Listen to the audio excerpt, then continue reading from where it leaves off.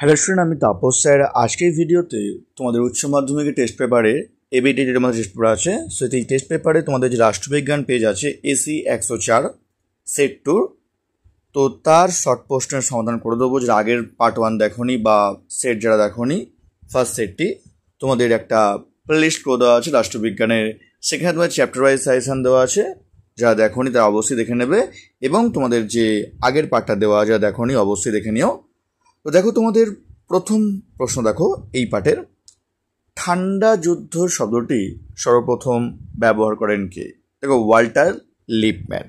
অনেক সময় কিন্তু বার্নেট বারুজ থাকতে পারে, ঠিক আছে। প্রথম ব্যবহার করেন কিন্তু বার্নেট বারুজ, জনপ্রিয় ওয়াল্টার লিপম্যান, এরকম কিন্তু অনেকভাবেই আছে। তো আসলে যেহেতু ওয়াল্টার লিপম্যান আছে, তোমরা কিন্তু ওয়াল্টার লিপম্যান লিখছি। নেক্সট দেওয়ার পরে প্রশ্ন দেখো, ভার্সাই চুক্তি কত সালে সম্পাদিত হয়? 1919 সালে 28 জুন, অপশন সি। কোন সম্মেলন ঠান্ডা লড়াইয়ের গুরুত্বপূর্ণ প্রেক্ষাপট রচনায় সাহায্য করেছিল? পটসডাম সম্মেলন। ইন্টারন্যাশনাল রিলেশন গ্রন্থের লেখককে? হ্যান্স মর্গেনথাউ, ঠিক আছে। কমিনফর্ম কত সালে গড়ে ওঠে?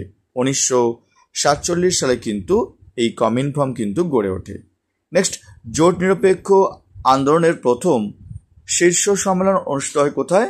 মনে রাখবে, যুগোস্লাভিয়ার বেলগ্রেডে। হ্যাঁ, বেলগ্রেড কিন্তু অপশন দেওয়া থাকে। নেক্সট, ঠান্ডা লড়াই হলে গরম শান্তি, কে বলেছেন? বার্নেট বলেছেন। কেমন? তারপর, জোট নিরপেক্ষতার প্রতিষ্ঠাতা নন বলেছেন কে? অপশন হবে সি, রুজভেল্ট কিন্তু ছিলেন না। বিশ্বের প্রথম আন্তর্জাতিক সংগঠন কোনটি?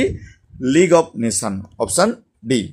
তারপর দেখো, নিরাপত্তা পরিষদের মোট সদস্য কত বলেছে? মোট বলেছে কিন্তু, যদি স্থায়ী বলতো তাহলে 5টি, যদি অস্থায়ী বলতো 10টি হতো, কিন্তু মোট বলে যেহেতু তাহলে 15টি হবে অপশন।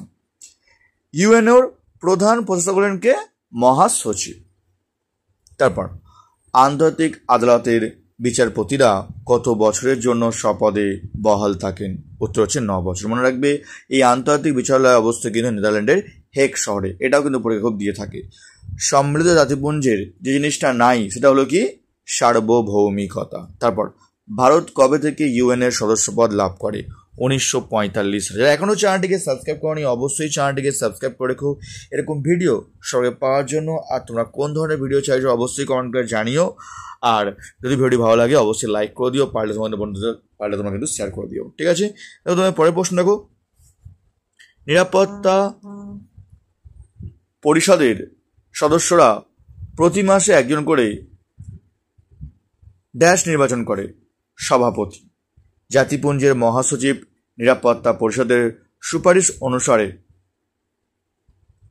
কার দ্বারা বা কোন সংস্থার দ্বারা নির্বাচিত হন? সাধারণ সভার দ্বারা। মুম্বাইয়ের 26/11 ঘটনার কোন জঙ্গি গোষ্ঠী জড়িত ছিল? লস্কর-উল তাইয়েবার, ঠিক আছে। অপশন এ সঠিক অ্যান্সার।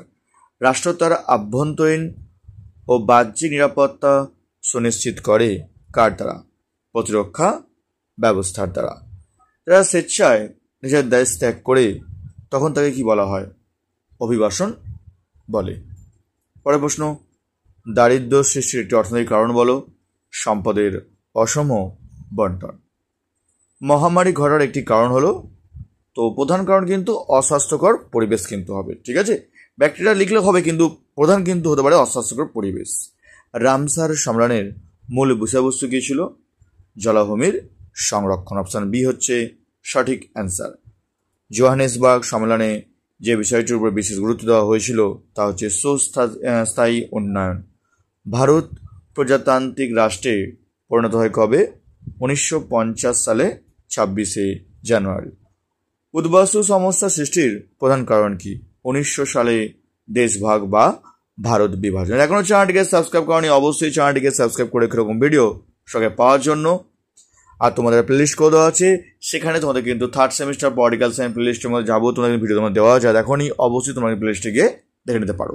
নেক্সট দেওয়ার পরে প্রশ্ন, রাজ্য পুনর্গঠন কমিশন রাজ্য গঠনের সুপারিশ করেছিল ভাষার ভিত্তিতে। স্বাধীন ভারতে গঠিত প্রথম ভাষাভিত্তিক রাজ্য হল কোনটি? অন্ধ্রপ্রদেশ।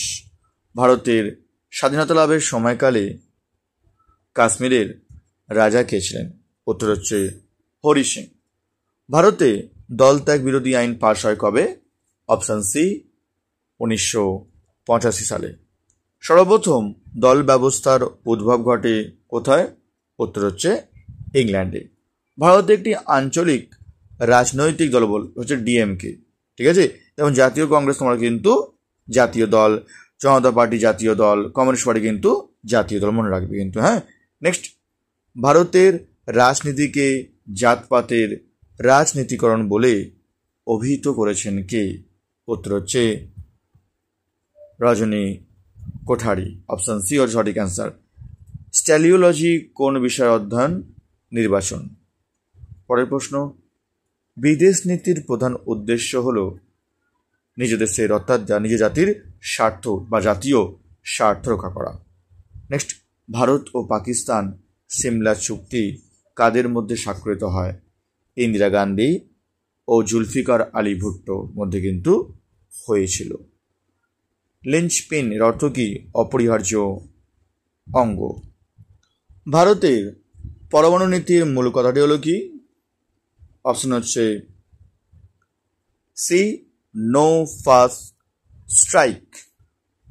এনএসজির পুরো কথা কি? Nuclear satellites group, option A হচ্ছে সঠিক অ্যান্সার।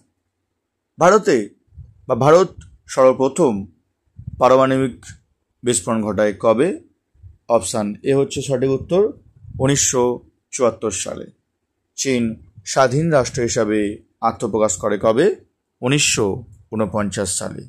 তো এই ছিল তোমাদের যে এবিটিএ টেস্ট পেপারের সেট নম্বর 2 104 নম্বর যে পেজটি আমি সমাধান করে দিলাম। এভাবেই তোমাদের কিন্তু চেষ্টা করব একটি করে পেজ তোমাদের কিন্তু সপ্তাহে 4টে করে তোমাদের কভার করে দেবো। আর চেষ্টা করবো অন্তত যদি প্রতিনিয়ত পাওয়া সম্ভব হয়, আমার পক্ষে সম্ভব হয়, তো আমি তোমাদের জন্য প্রতিটা পেজ একদিন করে চেষ্টা করব, না পারলে অন্তত একদিন ছাড়া তোমাদের জন্য কিন্তু আমি একটি করে তোমাদের পেজ তোমাদের সলভ করে দেবো। তাছাড়া তোমাদের বলবো আমি তোমাদেরকে, তোমরা যেমন এবিটি টেস্ট পেপার করছো, তোমরা যেমন সাজেশান পড়ছো, তেমন তোমরা কিন্তু টেক্সট বই তোমরা কিন্তু অবশ্যই খুঁটিয়ে পড়বে। যদি তোমাদের ফুল মার্কস পেতে হয় 40-এ 40, অবশ্যই তোমরা কিন্তু এগুলো পড়ার সঙ্গে সঙ্গে অন্তত তোমরা কিন্তু টেক্সট বই তোমরা কিন্তু খুঁটিয়ে পড়বে। অনেক প্রশ্ন কিন্তু টেক্সট বই থেকে লাইন তুলে কিন্তু প্রশ্ন হবে, তাই তোমাদের বলা অবশ্যই তোমরা কিন্তু টেক্সট বুকটাকে তোমরা কিন্তু খুঁটিয়ে পড়বে। যারা এখনও চ্যানেলটিকে সাবস্ক্রাইব করনি, অবশ্যই চ্যানেলটিকে সাবস্ক্রাইব করে রেখো এরকম ভিডিও সবাই পাওয়ার জন্য। আজ আগের ভিডিও দেখোনি, তোমাদের একটা প্লেলিস্ট করে দেওয়া আছে, তোমরা সেই প্লেলিস্টে গিয়ে যাবতীয় ভিডিও তোমরা দেখে নিতে পারো। তার সময় তো এইটুকুই, খুব তাড়াতাড়ি তোমার জন্য নতুন কোনো ভিডিও নিয়ে আবারও আসবো।